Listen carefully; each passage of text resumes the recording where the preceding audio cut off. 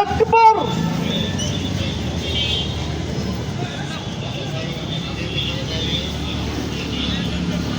আল্লাহু আকবার।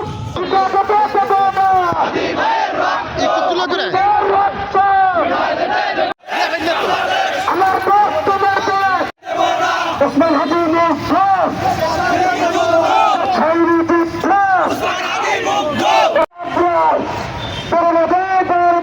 উসমান হাদি আল্লাহর কাছে চলে গেছেন, কিন্তু তার আদর্শ, তার সাহস, তার আত্মত্যাগ এদেশের মানুষের, কোটি কোটি মানুষের হৃদয়ে কিয়ামত পর্যন্ত জাগ্রত থাকবে ইনশাআল্লাহ।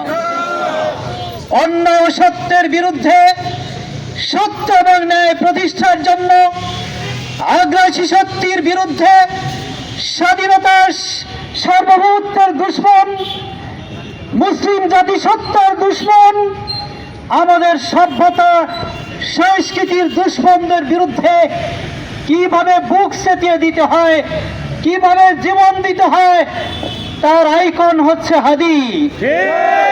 এদেশের যুব সমাজের জন্য, আগামী দিনের তরুণ প্রজন্মের জন্য হাদি সেই আদর্শ রেখে গেলেন।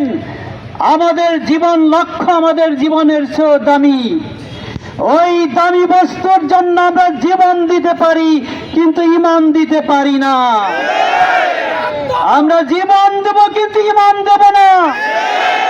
আমরা 18 কোটি মানুষকে আজাদ করতে চাই। সমস্ত গোলামীর জিঞ্জির ছিন্ন করে 18 কোটি মানুষকে মুক্ত করার জন্যই হাদি আমাদের পথ দেখিয়েছেন কিভাবে জীবন দিতে হয়। হাদির প্রতিটা ফোঁটা রক্তের থেকে ইনশাআল্লাহ বাংলাদেশে লাখো লাখো হাদির জন্ম হবে। আমাদের ওসমান হাদি ভাইয়ের যে হত্যা হয়েছে, সেই বুকের রক্তক্ষরণকে আমরা প্রকাশ করার জন্য এখানে উপস্থিত হয়েছি। আমাদের বুকের রক্তক্ষরণ এবং এক হাদির মৃত্যুর কারণে আমাদের দেশে যে আরো লক্ষ হাদির জন্ম হয়েছে এবং লক্ষ হাদি ময়দানে যে দেশকে, এই দেশের মানুষকে ভারতীয় আগ্রাসন থেকে রক্ষা করার জন্য উপস্থিত রয়েছে, তার জানান আজকে আমরা দিতে চাই এই স্বৈরাচারকে। এবং এই স্বৈরাচার বিরোধী আন্দোলন যাদের নেতৃত্ব হয়েছে, সেই ইনকিলাব মঞ্চ থেকে শুরু করে সকল জুলাই যোদ্ধাদের উপরে যদি আর কোনো আক্রমণ হয়, তাকে আমরা ছাত্র জনতা সহ সকল তৌহিদি জনতা মিলে প্রতিরোধ করবো ইনশাআল্লাহ। এই আওয়ামী লীগের দোসর ফ্যাসিস্ট স্বৈরাচার যারা প্রশ্রয় দিচ্ছে, যারা আশ্রয় দিচ্ছে, যাদেরকে এখনো লালন পালন করছে, তাদেরকে আমরা হুঁশিয়ারি করে বলতে চাই, কাউকে ছাড় দেওয়া হবে না। শেখ হাসিনা পালিয়ে বাঁচতে পেরেছে, আপনারা পালানোর রাস্তা খুঁজে পাবেন না। আমরা কাউকে ছাড় দেব না। বিগত 5ই আগস্টের পর থেকে আমরা পুলিশের অনেক দোষারোপ করেছি। আমরা বলেছি যে তারা ঠিকমতো কাজ করছে না, কিন্তু আমরা দেখলাম এই সারা বাংলাদেশের আওয়ামী লীগের যত সভাপতি, সেক্রেটারি এবং মূল দলের যত নেতাকর্মী আছে, তাদেরকে কি গ্রেপ্তার করা হয়েছিল কি নাকি হয় নাই?